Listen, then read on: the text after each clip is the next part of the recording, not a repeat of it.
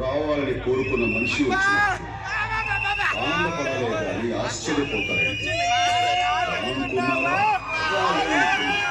వస్తావని అనుకున్నా. ఇది నీ మూలంగా మా నాయన ఊపిరి వదిలిన నేల, నా తమ్ముళ్ళ నెత్తితో తడిసిన గడ్డ. ఈడనే నీ ఆయు అంతమైపోవాలని రప్పించిన.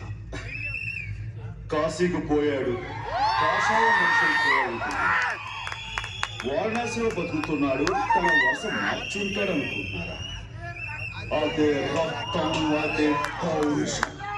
నువ్వేందన్నా వాంతో నిలబడి మాట్లాడతావు? కూర్చో.